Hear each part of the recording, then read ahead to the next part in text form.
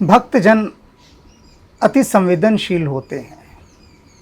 वे नहीं चाहते कि भूल चूक से भी उनसे कुछ दोष हो जाए, कोई ऐसा काम बन पड़े जिससे देवी देवता रुष्ट हो जाए। उनकी वही संवेदनशीलता बार बार प्रश्न करती रहती है। ऐसा ही एक प्रश्न अनेक भक्तों की तरफ से आया है। मेरा प्रयास होता है कि मैं सभी के प्रश्नों के उत्तर दे दूं, और उसके लिए मैं सभी प्रश्नों का एक प्रश्न बना लेता हूं, जिनकी ध्वनि एक ही होती है, कॉमन साउंड होती है उनके क्वेश्चन की। क्योंकि एक एक का प्रश्न यदि उठाऊंगा तो उत्तर वही होगा। तो जैसे शिक्षक एक बात समझाता है और सभी विद्यार्थी समझ लेते हैं, यह भी उसी प्रकार से है। तो प्रश्न क्या है कि अनेक भक्तों ने ये पूछा है कि देवी देवताओं के इतने चित्र हमारे पास आते हैं, कैलेंडर आ गए, फोटो आ गई, कुछ समय बाद वे खराब हो जाते हैं। तो सामान्यतः तो मंदिर के पंडित जी यही कहते हैं कि इन्हें नदी में प्रवाहित करवा दो।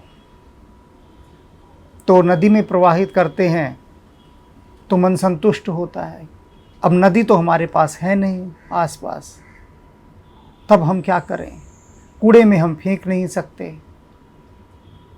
बात सही है आपकी, क्योंकि मन भयभीत हो जाता है कि देवी देवताओं का अनादर ना हो। प्रश्न बहुत सुंदर है, सार्थक है, जीवन के साथ जुड़ा हुआ है, और इसका सार्थक समाधान भी अति आवश्यक है। अब हम बात शुरू करते हैं सबसे पहले नदी में बहाने की। तो नदी में जब हम कोई चीज़ बहा देते हैं तो निश्चित रूप से नदी का पानी पहले उस चीज़ को सड़ाएगा।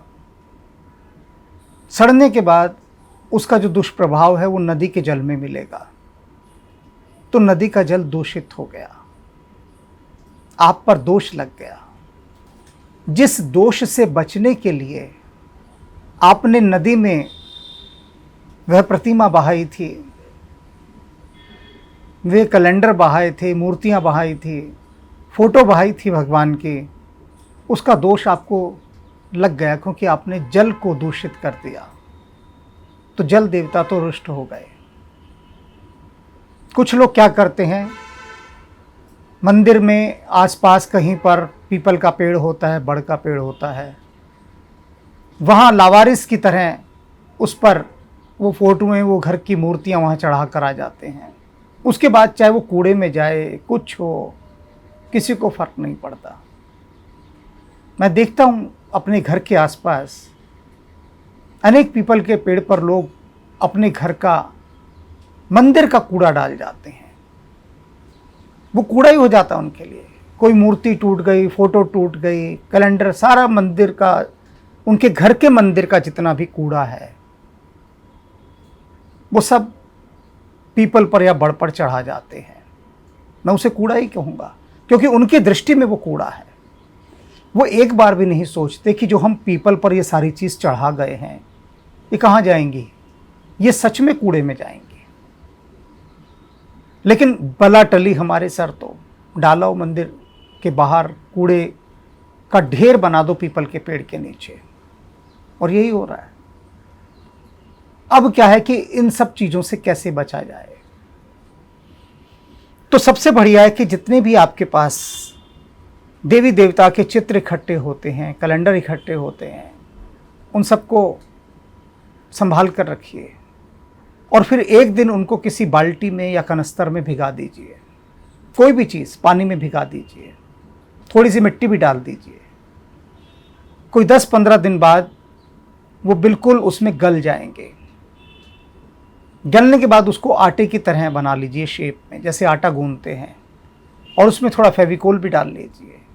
कोई पुरानी बोरी हो तो वह भी डाल दीजिए, और उसके बाद आप जो सुंदर चीज़ बना सकते हैं वो मैं आपको दिखाता हूँ। ये देख रहे हैं,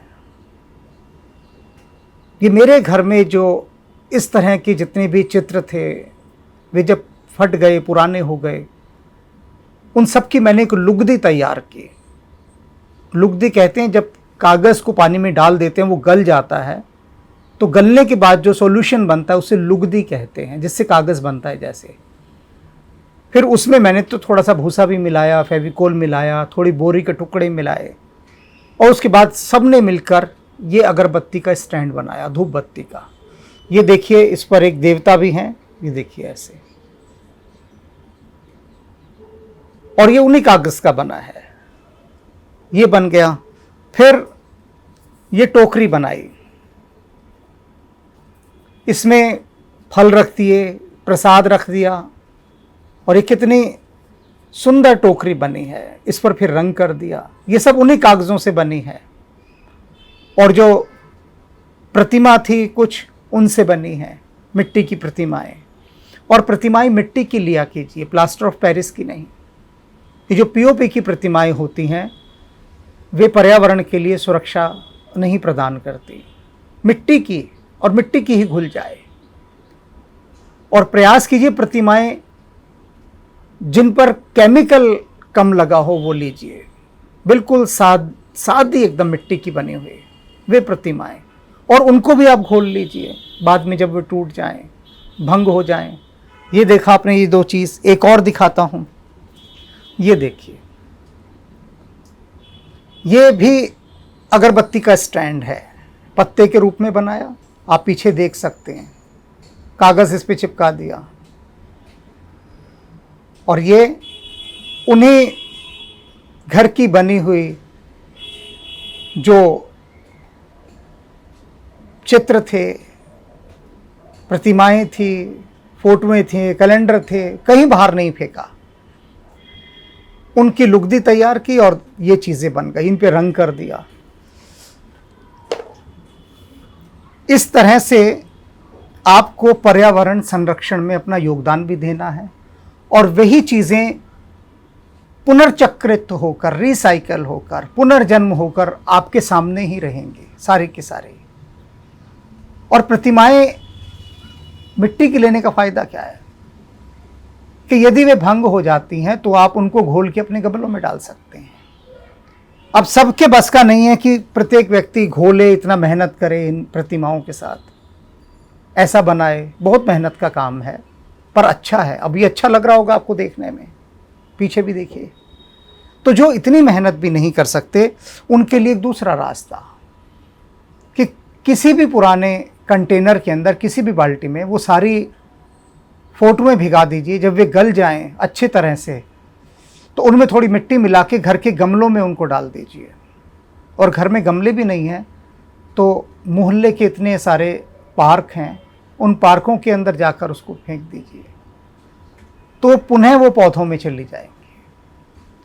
इस प्रकार से यदि आप करेंगे तो आप पाएंगे कि आपके भीतर किसी तरह का कोई अपराध बोध नहीं रहेगा कि आपने उनका अनादर किया, निरादर किया, कोई दोष लगा।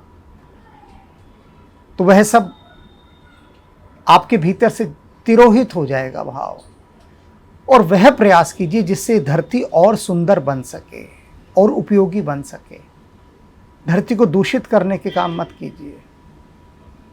और बिल्कुल भी घर के बाहर जो पीपल है, बड़ है, मंदिर के बाहर अपने घर के मंदिर की जो प्रतिमाएं हैं, भंग प्रतिमाएं, वे कैलेंडर, फोटोएं बिल्कुल भी ले जाकर मत चढ़ाइए। अगर चढ़ाएंगे तो निश्चित रूप से आप उनका अनादर कर रहे हैं। नदी में बहाएंगे तो जल को दूषित करके जल के देवता का अपमान कर रहे हैं। तो सबसे सुंदर यही है कि पर्यावरण संरक्षण के साथ जुड़ें, पुनः प्रकृति को लौटा दें। वह कागज़ फिर से प्रकृति के पास चला जाए, वे प्रतिमाएं फिर से प्रकृति के पास उसी में रिसाइकिल हो जाएं। और आशा तो यही करते हैं हम सब कि आप इस दिशा में थोड़ा सा परिश्रम करेंगे। सोचेंगे, मैं ये नहीं कह रहा, सोचने से कुछ नहीं होता। कार्य करेंगे, पुरुषार्थ करेंगे। और यदि आप ऐसा करेंगे तो अपने सामने ही उन उत्पादनों को देख के, वो प्रोडक्ट जो आप खुद बनाएंगे, आपका मन सुखी होगा, तृप्त होगा।